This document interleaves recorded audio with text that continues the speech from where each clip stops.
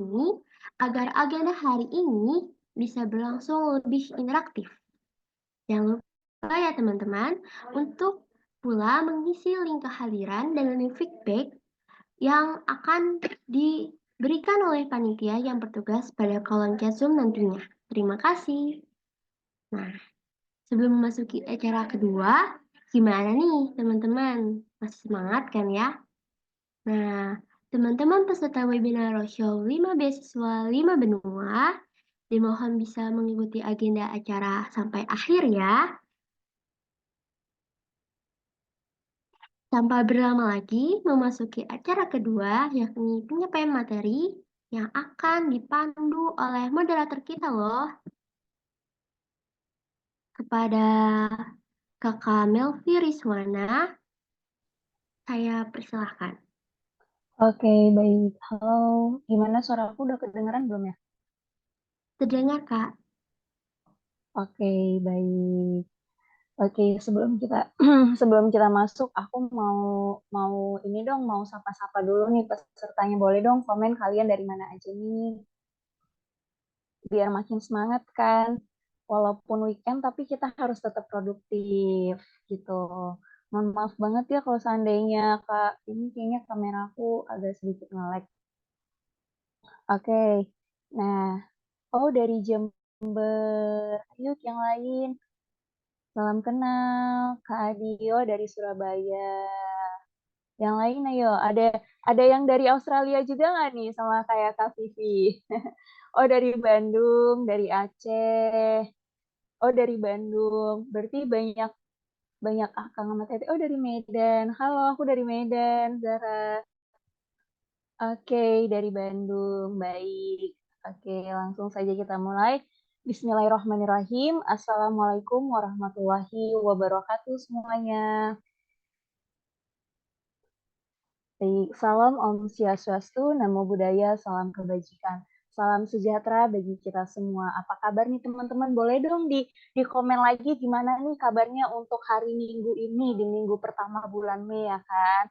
Apakah ini bulan kelahiran kalian atau ini bulan jadian nama doi? Alhamdulillah baik. Oke, baik. Sehat semuanya ya. Oke, semoga pada pagi hari ini teman-teman masih diberikan kesehatan dan semangat untuk kembali nih mentransfer ilmu dari narasumber keren kita. Oke, baik, perkenalkan nama aku Melvi Rizwana sebagai moderator yang akan menemani teman-teman ke depan selama beberapa menit. Baiklah, saat ini kita sedang bertemu lagi di acara yang sungguh sangat keren luar biasa dari pionir muda pastinya, yaitu webinar eksplorasi beasiswa dan kehidupan kuliah di benua Australia.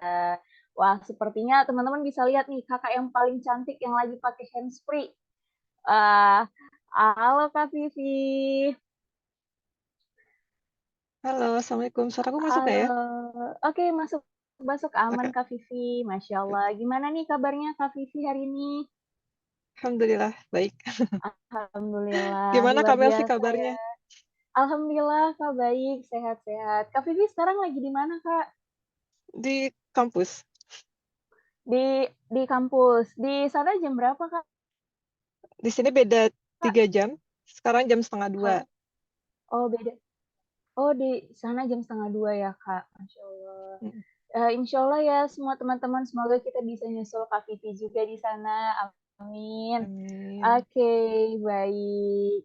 Tanpa berlama-lama lagi, boleh nih kita akan lihat-lihat dulu nih CV-nya dari Kak Vivi gimana untuk tim operator.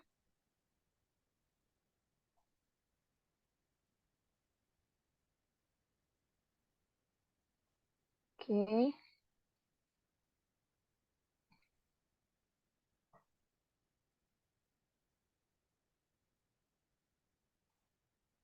Oke, baik. Terima kasih. Nah, jadi narasumber kita kali ini tuh bernama Kak Vivi Silmi Kafa yang berasal dari Garut. Nah, Kak Vivi ini telah menyelesaikan studinya yaitu Sarjana Farmasi nih, program Sains dan Teknologi Farmasi dari Institut Teknologi Bandung lulusan tahun 2020. Lalu Kak Vivi juga sebagai apoteker nih pada bidang industri, Institut Teknologi Bandung juga nih, lulusan tahun 2021. Nah, sekarang Kak Pipi itu lagi menjalankan studi S2-nya nih, Master of Pharmaceutical Industry Practice atau yang biasa disingkat MPIP, yaitu di The University of Queensland, Australia, lulusan tahun 2024. Insya Allah ya, semoga kita doain sama-sama Kak Pipi, semoga di tahun ini bisa wisuda dan dilancarkan dan dimudahkan semuanya. Oke, nah jadi apa aja sih nih prestasi dari Kak Pipi? Nah, jadi Kak Pipi ini, teman-teman semuanya ini itu merupakan salah satu awardee dari beasiswa LPDP PK 181. Dan Kak Vivi juga merupakan awardee beasiswa aktivis Pak Salman nih tahun 2018 dan tahun 2020. Masya Allah, keren banget. Boleh dong di komen-komen nih.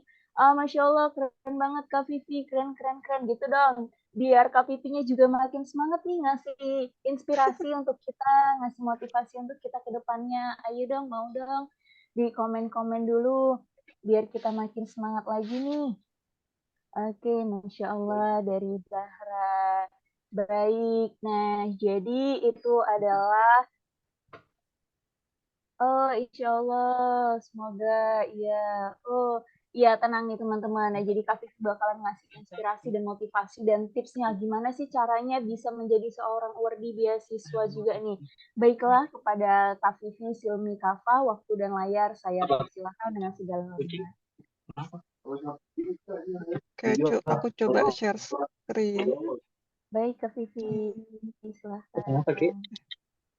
Bentar ya. Cari dulu. Bentar ya. Lil, chat Lil. Sorry ya, kemarin udah jadi.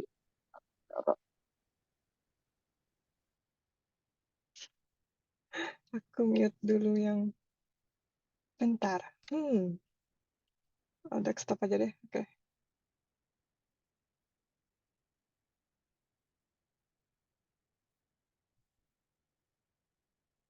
Nah, kelihatan kan ya? Sudah terlihat share screen-nya? Oke, sudah Sudah. Kak, udah aman Kak. Oke.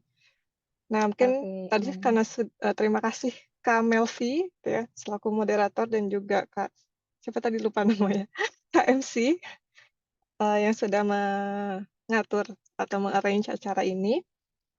Perkenalkan lagi saya Vivi. Siapa nih? Saya Vivi sedang kuliah Master of Pharmaceutical Industry Practice di The University of Queensland, Australia. Nah, sekarang kayaknya gimana ya? Kayaknya ada yang salah. Bentar. Sorry. Ini kayaknya agak susah. Kenapa nggak bisa ya? Sebentar ya. Dia nggak mau.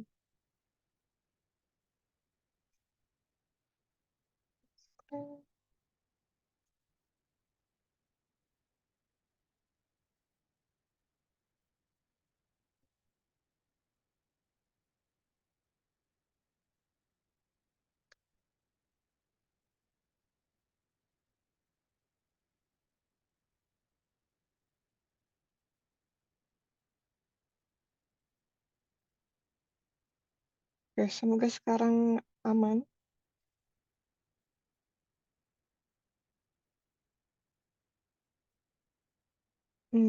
No. Oke, gini aja, langsung aja.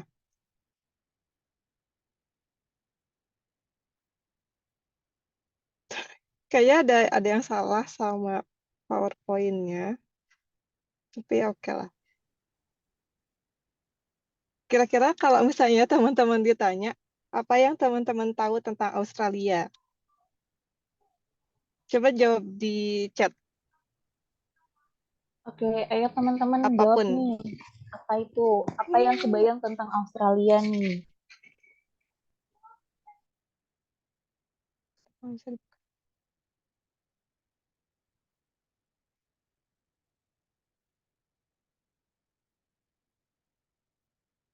Kanguru, ya betul. Negara yang aman. Salju, oke. University, dekat sama Indo. Lingkungannya kondusif buat belajar. Biaya hidup lumayan, banyak univnya. Banyak orang Indo S2 di sana. Mahasiswa bisa sambil kerja.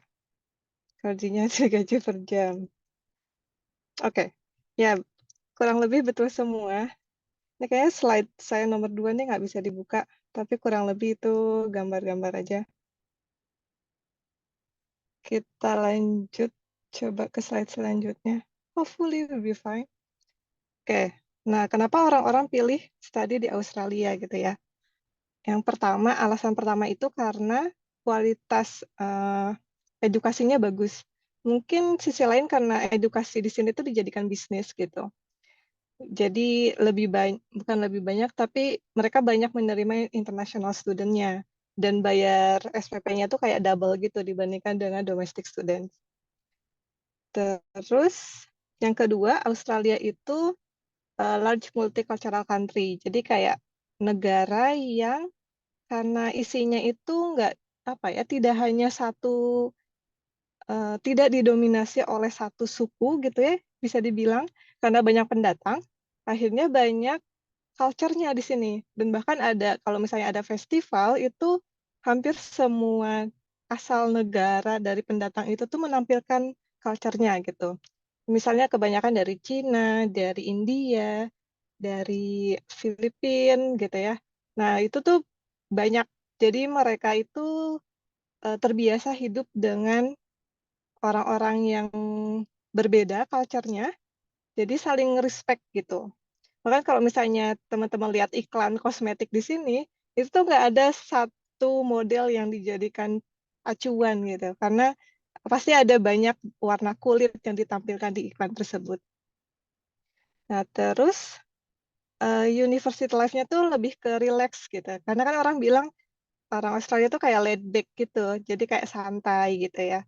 Nah, terus kayak kalau misalnya di Indonesia kan kita formal banget, mungkin dari segi etik gitu ya, kayak kita ke dosen tuh sangat menghormati misalnya, tapi saking menghormatinya nggak berani nanya misalnya kan.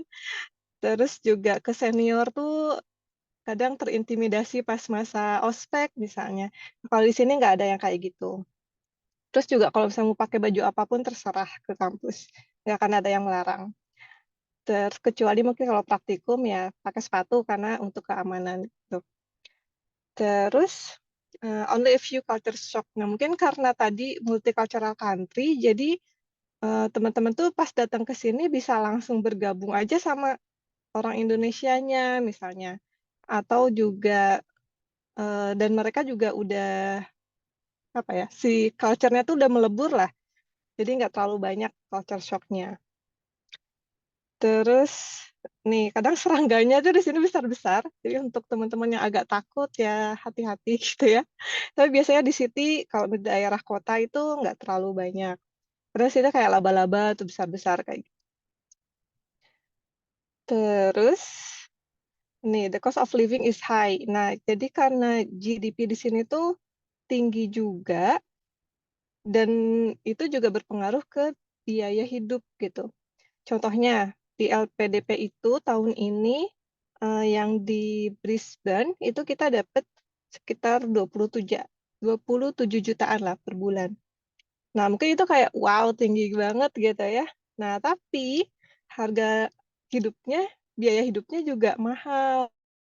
Nih, contohnya, kayak aku bayar akomodasi atau kosan, itu tuh sekitar 2.500.000 per minggu, karena di sini bayarnya per minggu. Terus kalau misalnya mau makan ke restoran, minimal kayak 250.000 lah per porsi. Gitu. Jadi kayak ya tinggi gitu ya. Terus kalau misalnya mau naik bus juga sekitar 40 ribuan sekali naik. Atau kalau internet itu juga paling murah 1 juta per tahun. Gitu. Nah kalau misalnya ada yang mau nanya-nanya lagi boleh ya. Nah terus poin selanjutnya diverse climate and weather. Nah mungkin karena ini tuh Australia itu kan the sixth largest country gitu ya, secara land, luas banget. Nah, jadi kalau bagian atas nih lebih ke tropical gitu kan.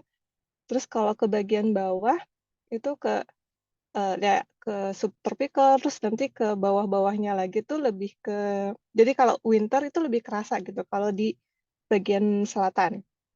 Kalau misalnya daerah Brisbane di sini, itu winternya kita nggak ada salju.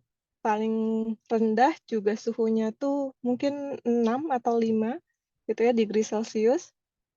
Jadi untuk orang yang alergi dingin cocok lah untuk di Queensland ya kuliahnya. Terus selanjutnya part-time work opportunities. Nah, tadi disebutin nih kalau misalnya kita bisa kuliah sambil kerja. Kalau misalnya yang kuliah S1 atau S2 yang dengan kelas, itu tuh kita batasnya maksimum 40 jam per 2 minggu. Nah, terus dibayarnya juga per jam. Per jamnya itu sekarang minimal itu dapat sekitar 250 ribuan lah per jam. Biasanya kalau orang Indonesia tuh kerjanya di cleaning kampus misalnya, terus atau Uber pakai sepeda, gitu. Terus atau di kafe gitu ya, di toko-toko biasanya gitu. Terus selanjutnya top safety and security for students. Nah di sini tuh mungkin karena tadi education tuh dianggap bisnis, jadi mereka tuh apa ya, perlindungan ke student tuh lumayan lah tinggi gitu ya.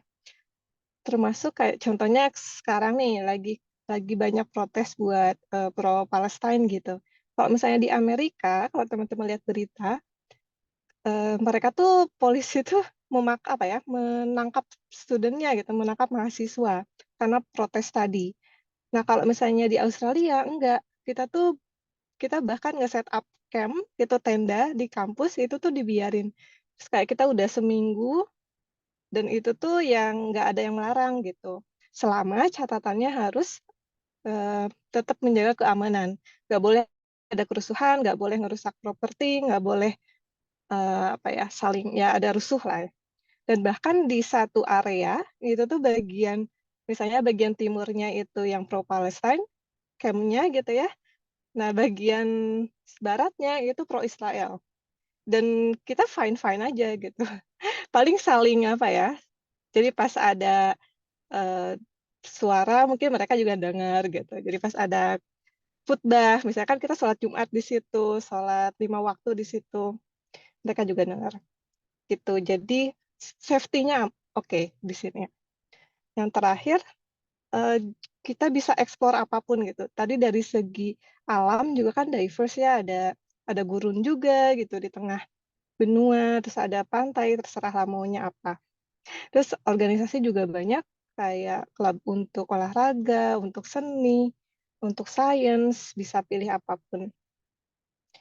Tuh, terus untuk tadi untuk masalah apa ya, organisasi agama juga ada gitu. Misalnya kalau yang Muslim ada namanya in apa ya, Indonesian Islamic Brisbane Society of Brisbane. Nah itu tuh juga udah pokoknya ada organisasi Islam pertama di Australia. Nah kami tuh suka ngadain kayak buka bersama bareng pas Ramadan misalnya, atau ada acara-acara yang lain. Terus untuk yang Nasrani juga mereka ada organisasinya sendiri, gitu. Jadi aktif lah organisasinya. Tuh, kalau ada pertanyaan potong aja ya. Nggak bisa. Oke. Nah ini list university-nya. Jadi ada banyak ya, silahkan dicari aja. Jadi pas teman-teman mau cari university, kalau bisa ya secara menyeluruh gitu ya, mana kira-kira yang paling cocok. Terus bisa juga mempertimbangkan tadi mau tinggal di daerah mana gitu. Tuh, nah terus ini yang sering ditanyain, S2 di sini tuh ada 2 jenis. Ada yang course base kayak kelas gitu. Nah, itu kayak S1 lah, ada kurikulumnya, terus juga apa penilaiannya itu dari ujian, dari project atau dari tugas. Terus programnya juga beda-beda 1 sampai 2 tahun. Biasanya untuk practical skills gitu ya, untuk spesifik karir. Nah, ada juga yang research based. Kalau itu tuh kayak sistem S3. Jadi teman-teman research aja langsung gitu di spesifik area. Biasanya nyari dosennya dulu, nyari supervisornya dulu, baru daftar. Nah, di sini penilaiannya lebih ke tesisnya, berarti kan. Gitu. Nah, kalau misalnya research base, mereka tuh nggak ada nggak ada pembatasan waktu kerja gitu. Jadi unlimited kayak, karena dianggapnya staff HDR itu. Oke, nah terus ini aku mau tunjukin gimana cara nggak ada skripsi. Iya betul. Ya nggak ada skripsi kalau misalnya teman-teman ngambilnya misal S2, terus semuanya kelas itu nggak perlu nulis skripsi. Terus kalau misalnya, tapi kalau misalnya mau ngambil research juga ada yang cuma 1 semester disebutnya kan mini tesis gitu. Oke. Nah terus ini kalau misalnya teman-teman mau cari kampusnya, jadi langsung aja cari di Google gitu ya, misalnya programnya apa. Misal kalau aku kan tertariknya di farmasi industri, jadi langsung aja farmasi industri gitu. Terus misalnya ketemu yang UQ nih. Nah, di sini tuh bakal ada pembahasannya secara detail. Jadi teman-teman bisa baca semuanya, tuh ya. Bahkan kita bisa tahu course-nya atau mata kuliahnya tuh ada apa aja. Terus nanti kalau lulus bisa jadi apa aja gitu. Gajinya juga, ini gaji di Australia. Nah, terus kita bisa buka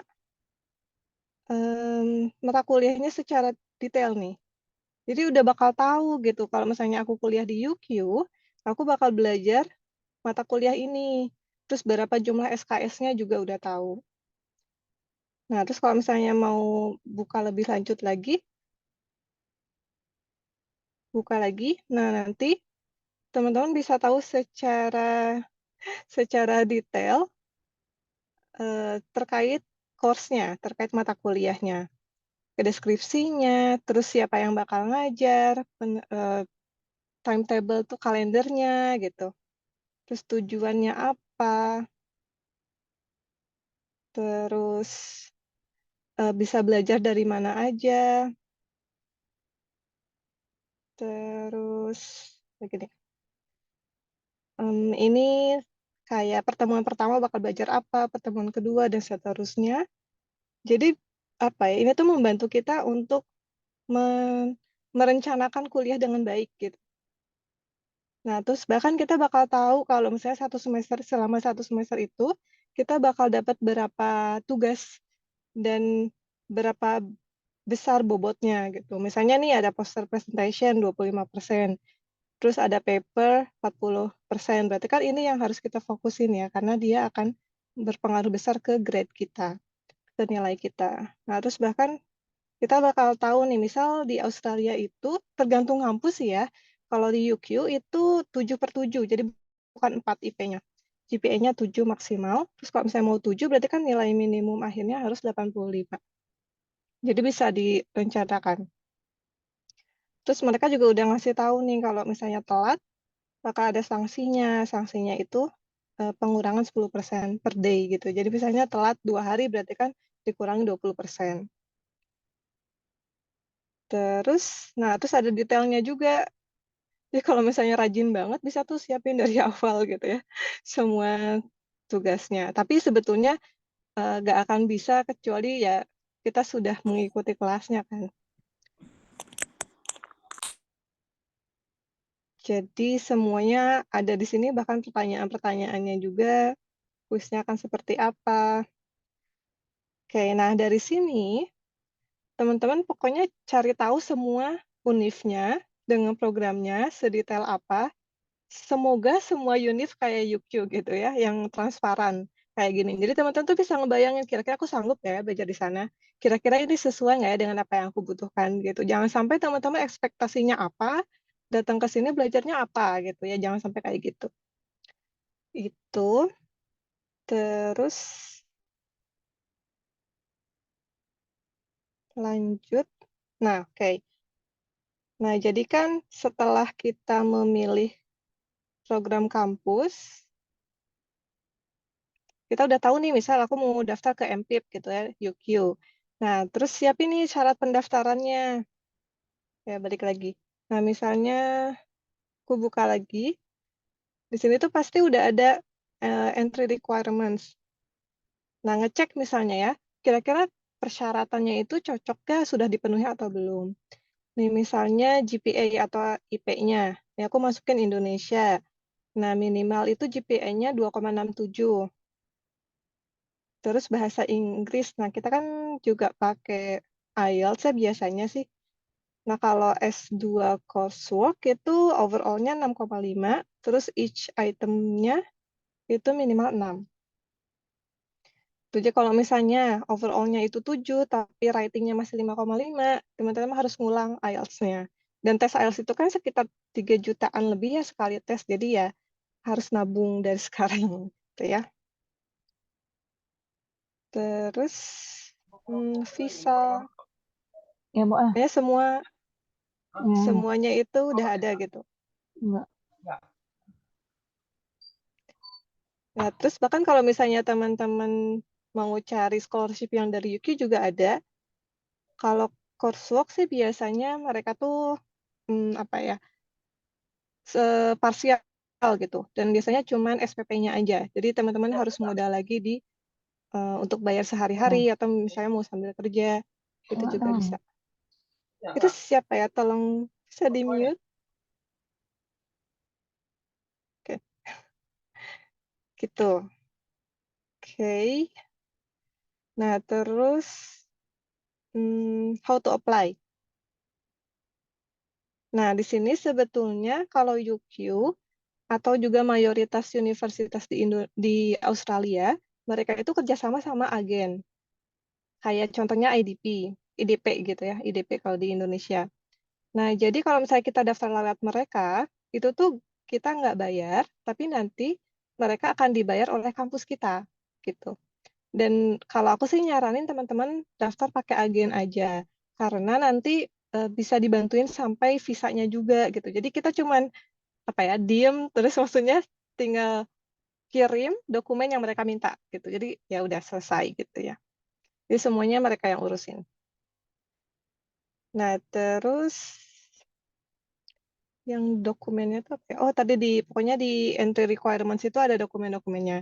Terus kalau misalnya di UQ itu entah semua program, tapi biasanya itu nggak minta surat rekomendasi, terus nggak minta esai. Jadi kita hanya kirim CV, terus ijazah, transkrip, IELTS, sertifikat, terus paspor. Ya, jadi sedikit lah persyaratannya. Makanya ada orang yang bilang sebenarnya daftar ke Australia itu mudah, gitu. Asal ada IELTS-nya aja. Oke, balik lagi ke sini. Nah, terus setelah daftar, nanti kalau misalnya kita keterima, dapat offering letter atau LOA. Habis itu kalau kita yakin nih mau lanjut kuliah di UQ, kita terima si offernya. Nanti baru kita dapat dokumen COE gitu ya, Confirmation of Enrollment. Nah, COE ini bakal dibutuhkan untuk visa. Terus juga kita harus bayar OSHC-nya kalau misalnya sendiri. Nah, kalau misalnya kalau saya kan LPDP, jadi LPDP yang langsung bayar. Nanti dapat dokumen OSHC dimasukin ke syarat visa juga. Tuh, bayar visanya sekitar berapa ya sekarang ya? Mungkin 7 jutaan mungkin ya. Nah, kalau visanya udah dapat, baru siapin persiapan keberangkatan. Beli tiket pesawat, gitu. Terus cari-cari akomodasi misalnya, dan lain sebagainya.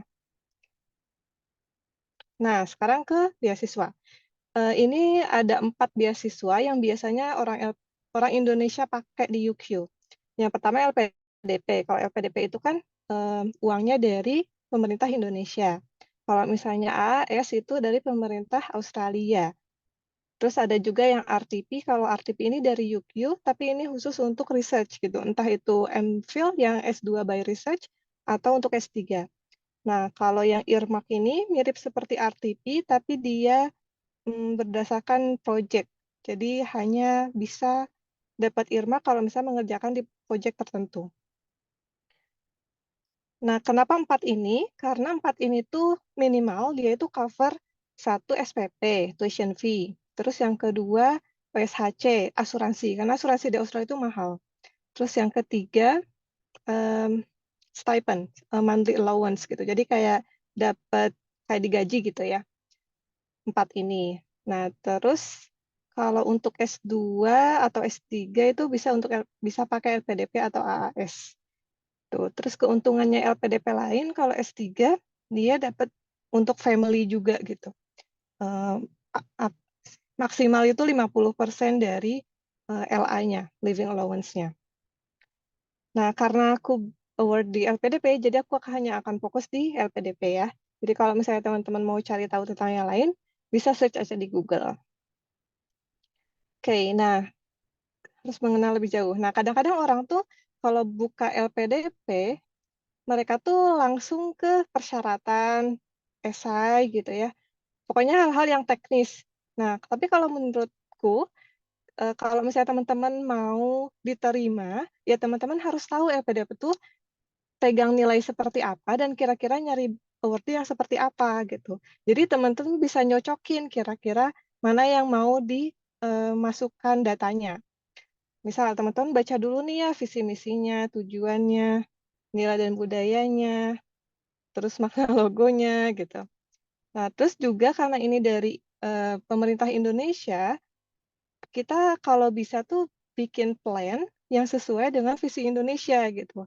Ya jangan sampai, misal nih, aku kenal ada satu orang, dia tuh orang hebat menurutku. Nah, dia 2 kali daftar LPDP gagal.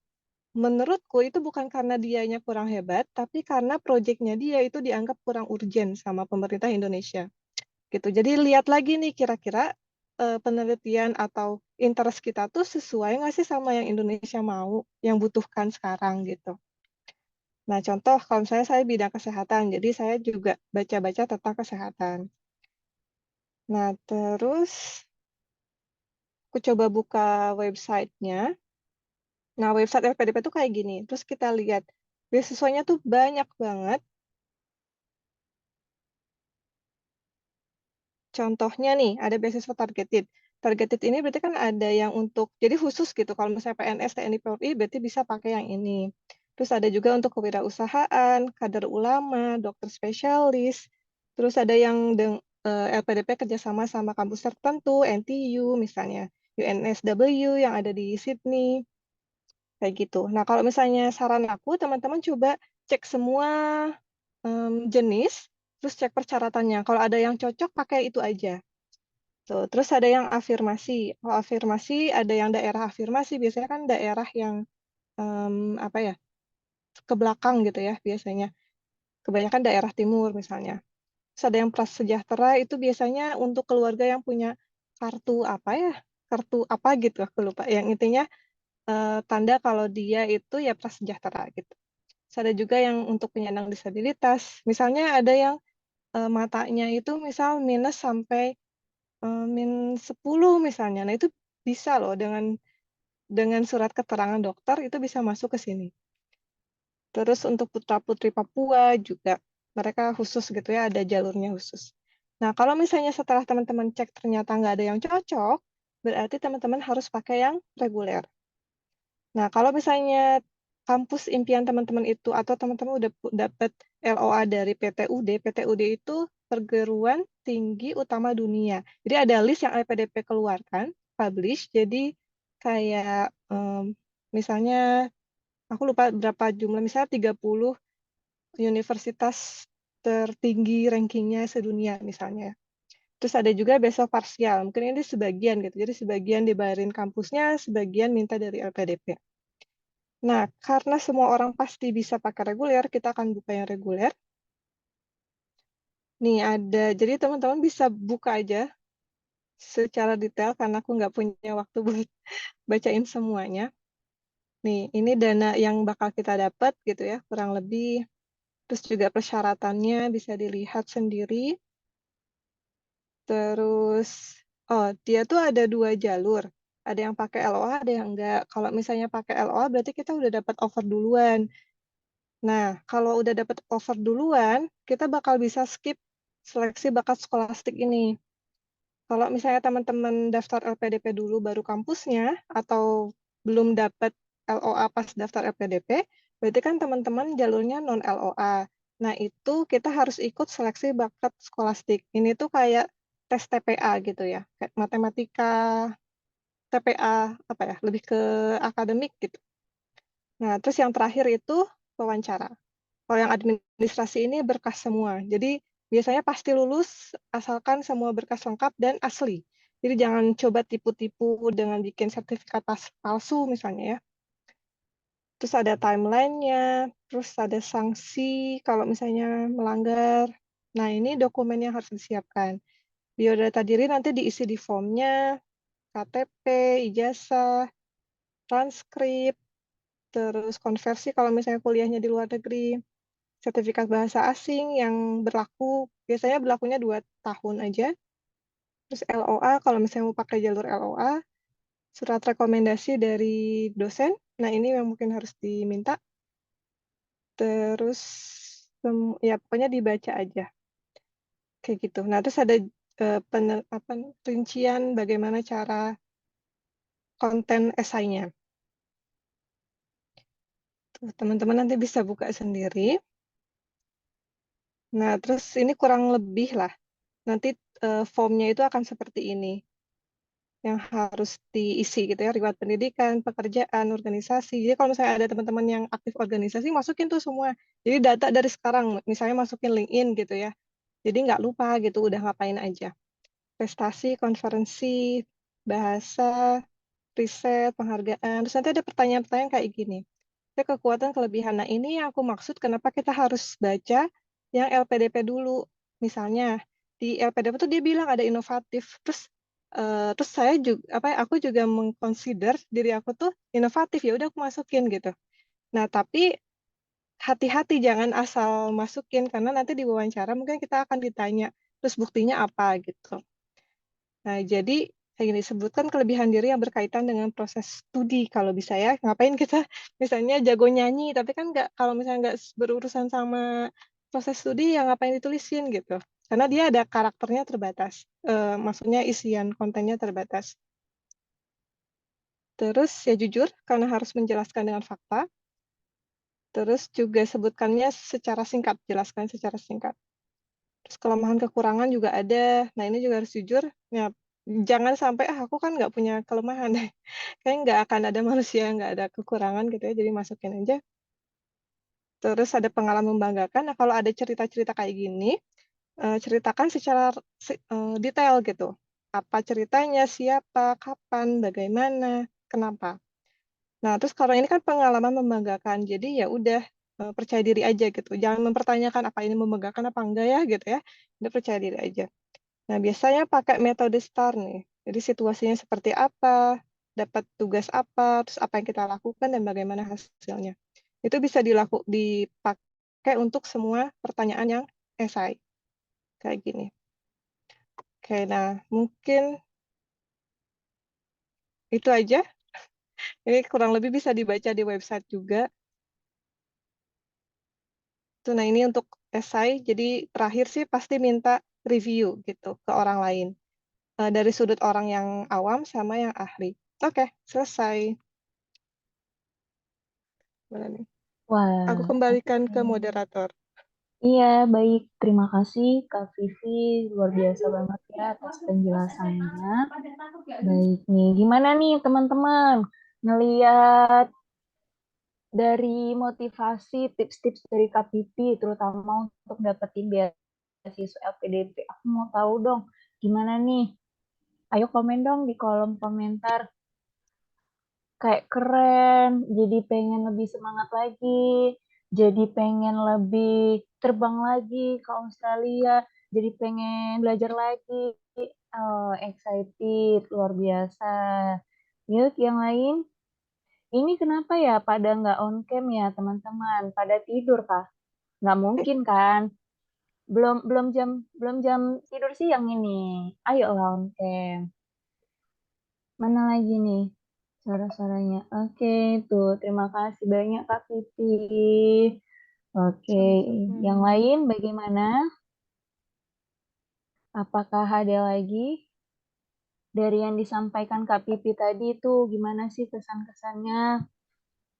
Oke, baik. Nah, jadi setelah apa yang disampaikan Kak Pipi tadi mungkin dari teman-teman masih masih ada lah gitu kan. Kayaknya masih banyak yang kurang gitu, masih banyak yang masih banyak yang nggak tahu Kak, gimana sih Kak caranya, apa yang harus dipersiapkan untuk dapat beasiswa LPDP. Kalau bahasa Inggris itu udah pasti ya, udah pasti kan teman-teman. Terus yang lain apa sih Kak tipsnya gitu kan, persiapan. Umpamanya nih dari teman-teman, sekarang nih pengen masih maba kan, pengen nanti S2 dapetin beasiswa LPDP gitu kan. Apa sih Kak, gimana Kak kakak bisa masuk tuh ke tahap itu. Tadi kan udah dikasih tips juga nih sama Kak Titi, kalau kita memang harus pahami dulu kan Kak Titi kan, untuk LPDP-nya gitu, kita harus baca dulu keseluruhannya, bagaimana peraturannya, pedomannya apa aja gitu kan.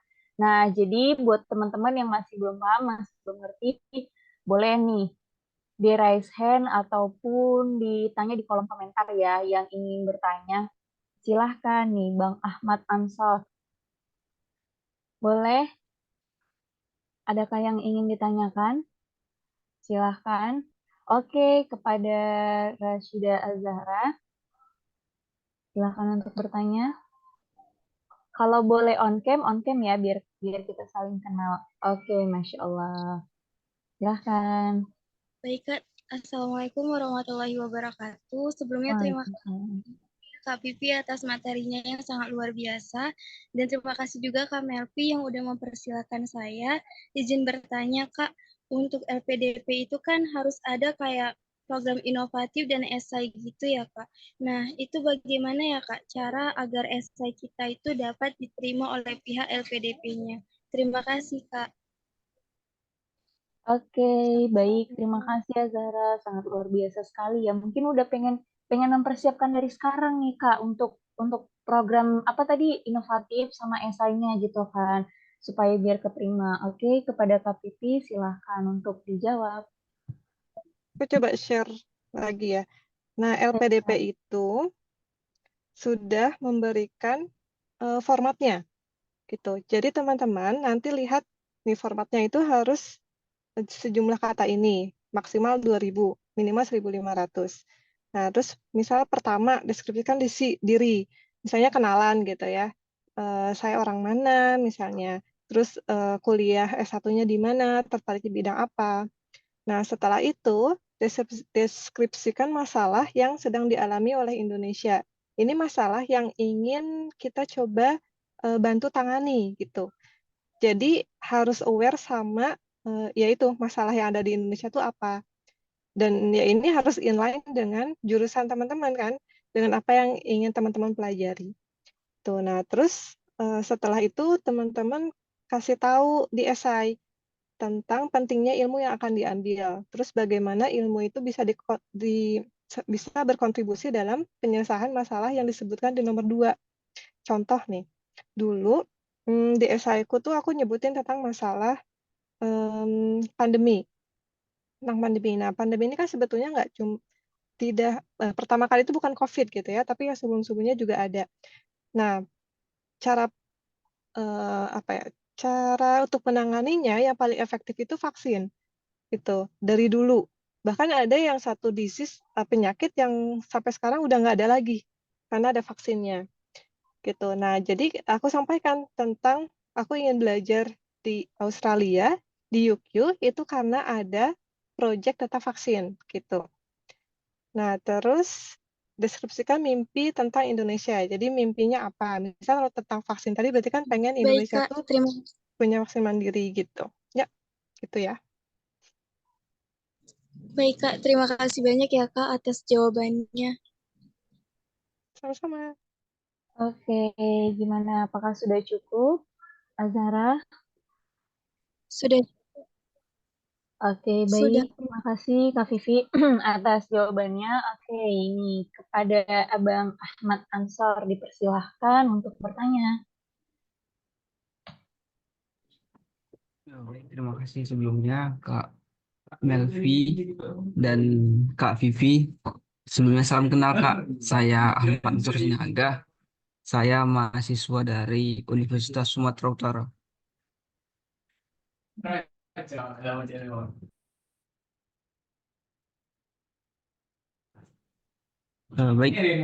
sebelumnya Kak izin Kak, bisakah saya mau minta nih ya, Kak, mau minta PPT-nya Kak, karena saya cukup informatif ya PPT-nya Kak, saya sangat Hmm.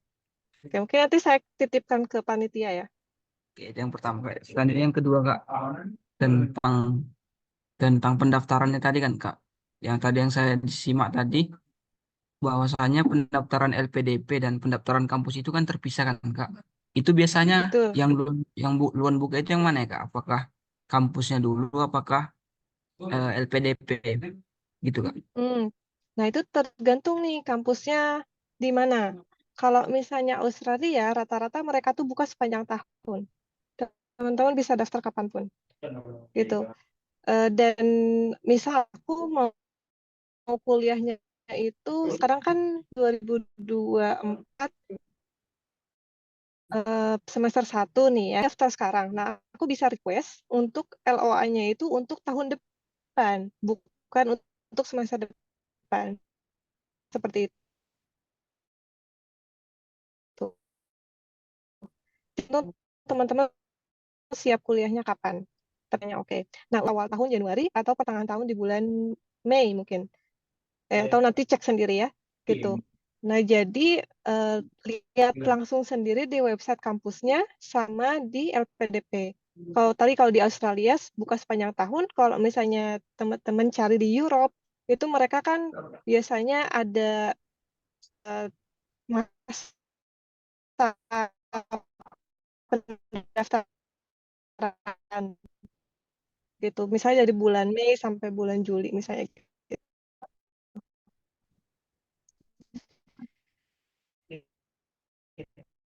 Jadi langsung dicek di website-nya. Tentang sendiri 7 Kak. IELTS-nya katanya mereka mintanya 7. Cuman sementara kalau saya lihat di beasiswa LPDP itu kan mintanya 6,5 dan Mm-mm. di beasiswa AAS itu mintanya 5,5 ya Kak ya kalau salah kok mungkin koreksi Mm-mm. kalau saya salah Kak. Itu sebenarnya kita ikuti dari kampus gitu kan Kak. Mm. Kalau misalnya IELTS-nya misal dapatnya hanya 6,5, nanti mungkin kamu dapat beasiswanya. Tapi kalau kampus yang nggak dapat, berarti kan harus kuliah di tempat lain. Gitu. Jadi masing-masing 7. Biar kampusnya dapat, PDP-nya juga udah pasti dapat. Udah, ya maksudnya udah memenuhi persyaratan gitu ya. Gitu. Jadi mungkin berbeda karena kalau keperawatan itu kan berinteraksi langsung dengan pasien orang sini gitu. Jadi IELTS-nya harus lebih tinggi. Beda kalau misalnya ngambil kayak jurusan aku yang kebanyakan di kelas gitu. Jadi lebih rendah, 6,5. Oke, Kak, ini mungkin terakhir ya Kak ya. Izin Hmm? Kak. Katanya kan Kak eh, bahwasanya di Australia itu mungkin katanya gaji part time-nya cukup tinggi kan Kak. Itu kalau Hmm. realistisnya sebenarnya apakah mahasiswa S2 itu masih sempat gitu Kak ikut part time gitu Kak. Ya walaupun 1 hari 2 hari gitu Kak di hari weekend gitu kan Kak. Iya, iya. Sebetulnya sempat kalau misalnya mau gitu. Jadi banyak teman-teman aku yang kerja gitu, terutama yang cleaning di kampus tadi, karena kan ya tempatnya juga di kampus gitu ya, bisa dekat. Terus atau Uber tadi kan fleksibel, bisa di weekend gitu. Terus jadi tergantung jurusannya gitu, tergantung kalau misalnya jadwalnya padat ya agak susah, tapi kalau misalnya rata-rata S2 yang coursework itu agak nyantai sih. Kalau aku ngebandingin di ITB sama di sini tuh jauh lebih nyantai. Tuh. Jadi bisa. Baik Kak, terima kasih banyak Kak atas jawabannya Kak. Sama-sama.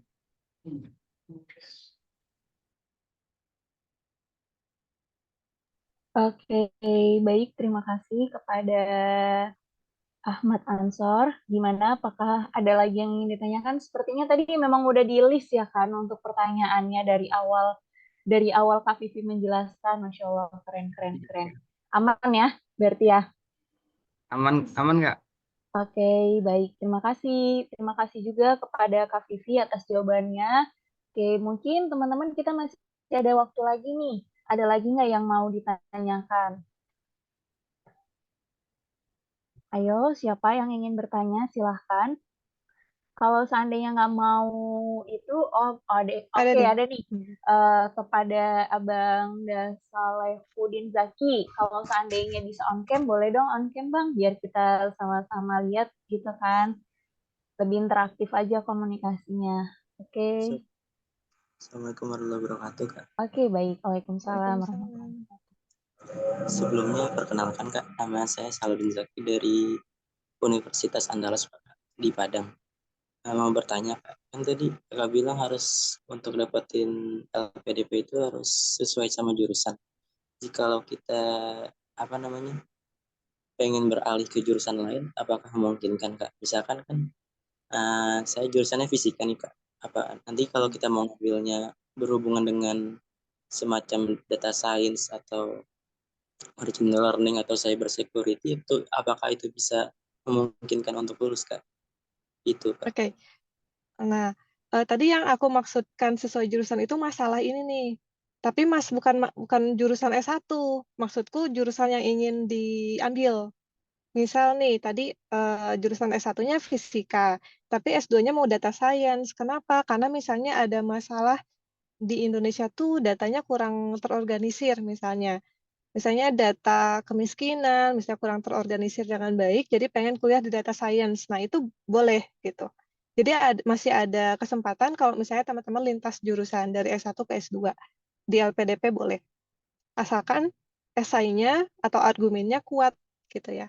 Jadi bisa meyakinkan pewawancara kalau misalnya ini penting gitu ya, dan teman-teman itu bisa akan mampu menjalani kuliahnya meskipun lintas jurusan. Oke, jadi perkuat di sana di argumen. Itu aja, Kak. Terima kasih, Kak. Sama-sama.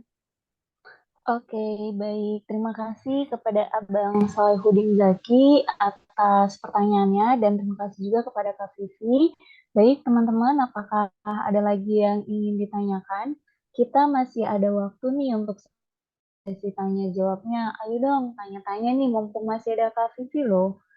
Biasanya kan kita kalau mau ikut program LPDP nih, pengen tahu apa-apa gitu kan, biasanya pelatihan itu kan bayar. Nah, sekarang nih reward banget nih dari pionir muda nih, didatangkan seorang Kak Vivi yang langsung saat ini lagi menempuh studi di S2 di Australia kan.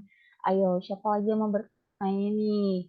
Mungkin ada Kak Lintang, Kak Jihan, Kak Dehan, Kak Zahratun. Boleh? Ada lagi nih yang ingin ditanyakan? Mungkin aku nambahin Silahkan. yang tadi.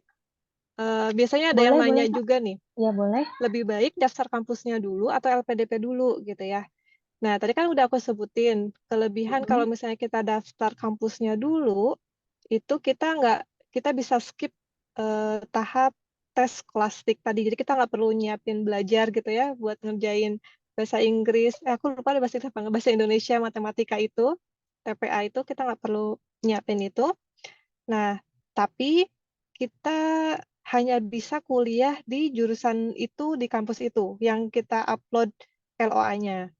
Nah, kalau misalnya teman-teman daftar LPDP-nya dulu, teman-teman dikasih 3 pilihan jurusan dan kampusnya. Jadi nanti setelah dapat LPDP-nya, teman-teman bisa apply ke 3 kampus itu, terus kira-kira yang mana yang keterima dan mana yang dipilih gitu. Gitu mungkin. Jadi kalau misalnya teman-teman masih ragu nih kira-kira mau kuliah di situ nggak ya? Misalnya ada teman aku nih, dia udah dapat 2 LOA. Tapi karena dia masih ragu mana nih ya yang mau dipilih, akhirnya daftar LPDP-nya non LOA gitu. Karena ya tadi masih mempertimbangkan mau kuliah di mana gitu. Izin menanggapi, Kak. Hmm? Kalau dari kakak sendiri kemarin gimana, Kak? Soalnya kan masih Eh, kalau saya sendiri masih kurang minim sekali informasi yang saya dapatkan, Kak, tentang universitas di Australia. Cuman dari yang saya searching saat ini, saya cukup tertarik ke Sydney Sydney University, Kak. University of hmm, Sydney. positif. Kalau dari proses aku LPDP dulu. Jadi ngelis 3 gitu, 3 kampus. Tapi dulu itu kenapa aku tulis 3? Karena waktu itu Australia itu masih karena COVID, dia masih blok gitu. Jadi dia nggak menerima orang dari luar negeri. Jadi aku pilih 2 yang lain itu di Europe. Tapi pengennya emang cuman ke UQ sebenarnya. Jadi alasan itu aja. Jadi saya daftar LPDP dulu, baru ke UQ. Karena kan belum pasti ya waktu itu Australia bakal buka apa disebutnya kayak blokadenya apa enggak gitu. Nah, terus tentang kampus ya itu sih PR sih ya. Emang lumayan butuh banyak waktu untuk neliti kampusnya gitu. Jadi kira-kira tadi kan kalau aku sendiri aja sampai ngecek satu persatu course-nya gitu kan, mata kuliahnya kira yang cocok yang mana. Tuh. Kalau misalnya di Sydney, ini pertimbangan dari aku, Sydney itu yang paling tinggi biaya hidupnya. Jadi kayak misalnya kalau misalnya AAS nih, mereka tuh standar stipend itu sama semua gitu. Mau kuliah di Brisbane, mau kuliah di Sydney, semua sama nilai harganya. Nah, tapi di sini tuh lebih banyak dibutuhinnya gitu. Bahkan mereka kayak bisa yang tinggal biar murah, di satu kamar bisa yang berdua, bertiga gitu. Karena ya itu karena mahal banget akomodasinya. Ya bisa mempertimbangkan ke sana juga ya kalau Sydney. Gitu. Mungkin jadi kalau saya mau nabung banyak, jangan di Sydney. Oke, baik. Gimana Bang Ya, Ansar, apakah sudah cukup? baik Kak. Terima kasih atas informasi lebih lanjutnya Kak. Oke, Oh, baik. tapi ini kalau di Sydney itu lebih banyak peluangan pekerjaannya dibanding di Brisbane. Jadi mungkin Oh, gitu ya ya Kak ya. bisa sambil kerjanya banyak juga. Jadi ada sisi negatif dan positifnya, Kak. Pemasukan juga besar, pengeluarannya juga besar, ya kan? Oke. Tapi istilah orang Medan tuh pandai-pandai kita lah ngatur uang itu ya kan, Kak? Ya. Kalau mau ke kumpul uang Iya puasa Daud benar-benar. kali ya. Sama ini masak. Jadi teman-teman belajar masak dari sekarang. Oke. Karena Karena jauh memang benar biayanya. mahal banget ya, Kak, di situ ya untuk kuliner-kulinerannya gitu ya. Oke, nah Kalau ada kalau pertanyaan dari kolom komentar. Selamat siang Kak Vivi, saya izin bertanya. Kemarin Kak Vivi timeline persiapan beasiswa berapa lama ya Kak? Dan dimulai dari belajar TPP dulu atau tes LPDP-nya? Oke, gimana tuh TP itu Kak? maksudnya bahasa Inggrisnya ya. Iya, Nah, else-nya mungkin ya Kak. IELTS-nya mungkin ya. Nah, dulu aku tuh sebenarnya nyiapin sambil kuliah apoteker. Jadi udah sekitar lupa sih dalam totalnya gitu, tapi emang dicicil gitu. Jadi selama kuliah tuh dicicil. Jadi aku nggak terlalu tahu seberapa lama aku nyiapinnya. Mungkin 3 bulan seriusnya mungkin ya. Nah, terus tapi kalau untuk bahasanya aku belajar cukup lama sih. Karena baru ngeh kalau butuh kuliah di luar negeri gitu. Jadi baru ngeh butuh belajar bahasa Inggris. Agak dadakan waktu itu belajar bahasa Inggrisnya. Bahasa Inggrisnya waktu itu belajar sekitar 6 bulan kayaknya. Oke, nah kalau dari Gitu. Kak Vivi, kalau belajar bahasa Inggrisnya itu otodidak atau ikut kayak les atau Program. pelatihan? Ada program ya? Dulu tuh ikut beberapa program. Kayak misalnya ada les-les yang online misalnya. Lupa waktu itu apa aja. Pokoknya dari Instagram gitu ya ada. Terus kalau aku saranin sih yang kelasnya nggak terlalu banyak gitu. Misalnya yang maksimal 3 orang. Jadi di speaking sama writing-nya lebih cepat dapat feedback. Terus juga saya kebetulan dapat program LPDP juga. Jadi setelah keterima LPDP-nya, saya ada program bahasa gitu, 6 bulan. Oke, mungkin dari APDP-nya lebih mempersiapkan dan mematangkan lagi gitu ya, Kak. Dari Ya dicicil aja. ya, dari Indonesia. Oke, baik. Terima kasih Kak Pipi atas jawabannya. Boleh dong nih di komen Kak Faiza Salsabila gimana atas jawaban Kak Pipi, apakah sudah cukup atau ada yang ingin ditanyakan kembali? Baik. Oke, sembari menunggu Kak Faiza Salsabila, Melvi mau nanya nih sama Kak Vivi. Kak, gimana sih cara kakak tuh beradaptasi sama teman-teman di Australia? Biasanya kita kalau di Indonesia ini kan, ya kita sama-sama paham lah gitu kan. Tapi kan kalau orang Australia ini katanya mereka kalau orang luar ini kan punya apa ya Kak, kayak kalau seandainya bergaul sama mereka itu nggak bisa sembarangan gitu. Kalau dari Kak Vivi gimana? Kalau misalnya di Australia, karena tadi multicultural country, menurutku lebih welcoming justru. Kan kalau misalnya di Indonesia tuh kayak yang, dia orang luar negeri gitu ya. Jadi kayak yang, kayaknya nggak nyambung deh gitu kalau ngobrol sama dia. Nah, kalau di Australia, misal di kelasku, itu semuanya international student kecuali kayak satu atau dua orang Australinya. Nah, jadi ya udah kita ngumpul aja gitu, ngobrol-ngobrol aja. Terus karena semuanya international student, jadi mereka menghargai meskipun kita ngomongnya masih belepotan. Oke, gitu. Terus dosennya juga karena ya tadi international student, jadi mereka ngomongnya lebih pelan, jadi lebih mudah dipahami. Sama juga kalau misalnya student nanya pakai bahasa Inggrisnya masih jelek juga masih paham tuh dosennya gitu karena udah biasa gitu. Jadi selalu dari segi bahasa oke, nyambung-nyambung aja gitu. Kalau mau main juga main-main aja.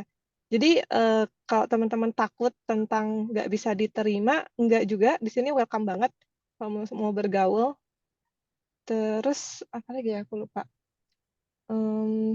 Pede aja gitu. Jadi kadang-kadang orang Indonesia tuh ngerasa lebih bodoh dari bangsa yang lain gitu. Nah, jangan sampai seperti itu. Bahkan yang aku lihat juga mereka ya sama-sama aja gitu ya, belajar juga kesusahan-kesusahan semua gitu. Jadi jangan rendah diri dulu gitu ya, pede aja, terus ngobrol gitu sama yang lain.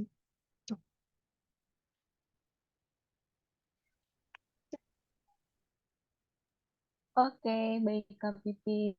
Lebih welcome berarti ya, lebih friendly juga mungkin mereka ya kan Kak, karena Betul, sama-sama betul. international student itu. Oke, baik Kak Vivi. Seru, seru, seru. Oke, nah dari teman-teman mungkin kita masih ada waktu nih. Dari Faiza Salsabilanya mau nanya lagi nih Kak Vivi, katanya. Oke. Oke, di bidang aku jawab aja ya. Oh Aku iya, bisa iya, boleh, boleh, boleh, ya, boleh. oke. Di bidang kesehatan. Nah, jadi di sini tuh ada organisasi profesinya juga. Misal, aku kan apoteker nih ya di Indonesia. Nah, tapi kalau di Australia itu nggak bisa nyari yang apoteker jadi penanggung jawab itu nggak bisa. Nah, kalau misalnya ada orang apoteker yang mau pindah kerja ke Australia, mereka itu harus ikut ujian kayak ujian apotekernya di Indonesia, tapi ini ujian di Australia. Terus mereka juga ada persyaratan bahasa Inggris dan lain sebagainya. Kalau misalnya udah terdaftar di organisasinya, boleh kerja di sini. Nah, tapi ada juga part-time atau casual job yang untuk student. Nah, itu kan berarti emang jelas ya kita belum terdaftar di organisasinya gitu kan untuk student. Jadi kita kayak lebih ke membantu, assist gitu ya. Gitu. Jadi ada orang yang penanggung jawabnya. Betul. Jadi meskipun dokter di Indonesia nggak bisa praktek di sini gitu ya, kecuali ikut persyaratan. Jadi daftar lagi gitu, ikut persyaratan yang mereka kenakan. Gitu. Oke, baik. Terima kasih Kak Vivi atas jawabannya. Gimana nih dari Kak Iza Salsabila. Berarti memang punya ketentuan masing-masing gitu ya, Kak? Kalau seandainya kita Mm-mm. mau apply kerja di situ gitu ya. Iya, betul. Tapi banyak juga kok yang mereka nyari farmasi student gitu. Jadi misalkan aku juga bisa apply ke sana karena sebagai student farmasi di sini. Atau nurse juga ada yang student dari nurse gitu. Oke. Itu ada juga. Tapi biasanya kalau kerja di apply ke mereka gitu, Kak, itu memang part-time atau full-time gitu kita? Kalau Atau student pasti part-time. part-time? Iya, karena kan ada kelas. Oh, iya, iya, iya, iya. Tuh. Kalau full-time nggak bisa. Hmm. Kan tadi ada batas maksimum juga 40 jam per 2 minggu. Berarti itu juga ada ketentuan usia juga ya, Kak, kalau kayak gitu ya? Kalau usia nggak. Di sini mau Oh kuliah iya. juga mau usia 80 tahun juga bisa kuliah di sini. Wah, keren, keren, keren. Masya Allah. Kirain kan Kerjaan kalau juga di... nggak ada persyaratan usia. beda kali ya Kak sama Indonesia. Kalau Indonesia tuh minimal dari usia 20 tahun sampai 25 tahun posisi ini gitu kan.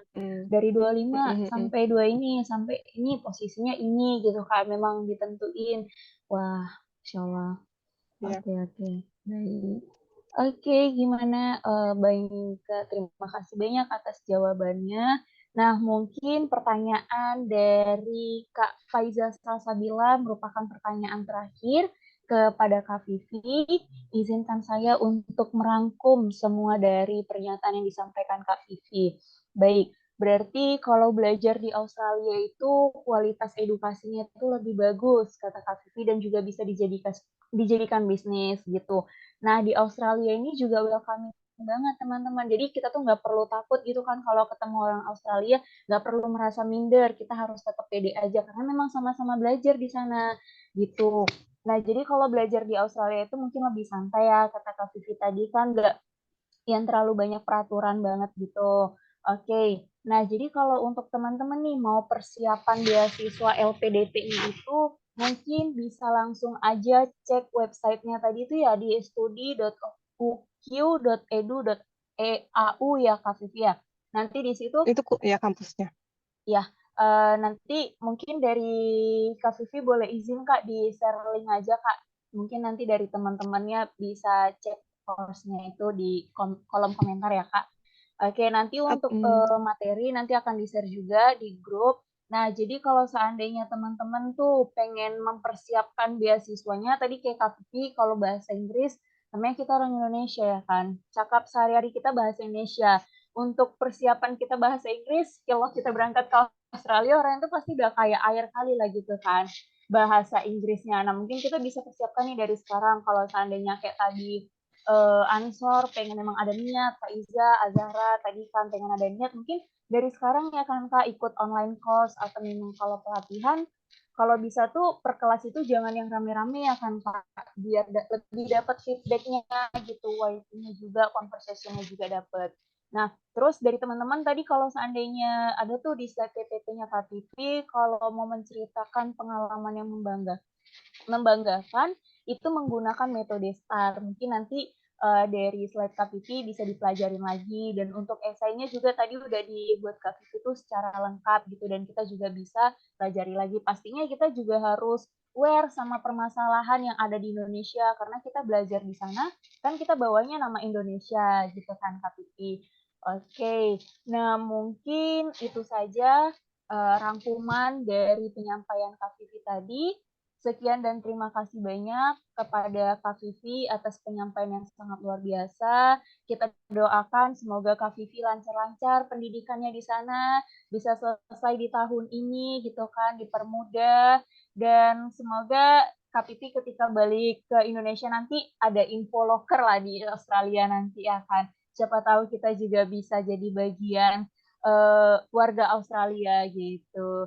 Baik, untuk Kak Vivi, terima kasih banyak atas penyampaiannya. Oh iya, teman-teman kalau seandainya mau nanya lebih lanjut lagi nih sama Kak Vivi, boleh banget ada yang tahu IG-nya Kak Vivi itu di @vivisilmikava16. Benar ya, Kak?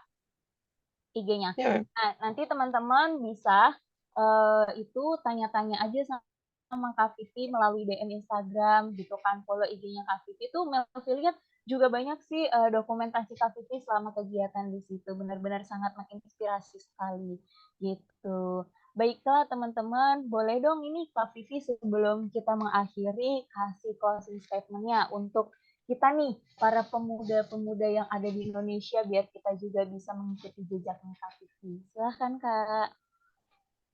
Oke, kayaknya aku nyiapin satu slide. Nah, Oh ini. iya, Masya Allah. Oke.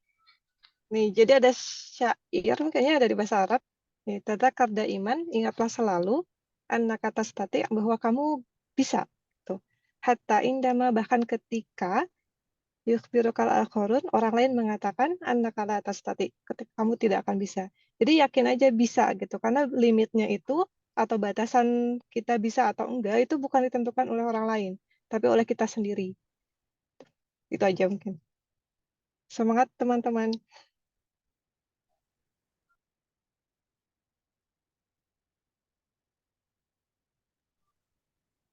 Wah, sangat luar biasa sekali ya, walaupun singkat namun penuh makna gitu. Ketika kita yakin akan kemampuan kita, kita bisa. Tapi ketika orang lain bilang itu nggak bisa, kita jangan percaya. Kita harus membuktikan bahwa tuh kita bisa. Karena untuk hasil itu bukan di tangan manusia ya kan, Kak Vivi kan. Itu ada di tangan di atas semuanya, ada di tangan Allah Subhanahu wa taala. Yang penting kita sudah ikhtiar semaksimal mungkin, sudah melewati prosesnya dengan sebaik mungkin, dan untuk hasil kita serahkan sama yang di atas. Oke, mungkin sekian dari penyampaian materi dari Kak Vivi. Saya selaku moderator Melvi Rizwana pamit undur diri. Mohon maaf bila ada kesalahan. Wassalamualaikum warahmatullahi wabarakatuh. Waalaikumsalam.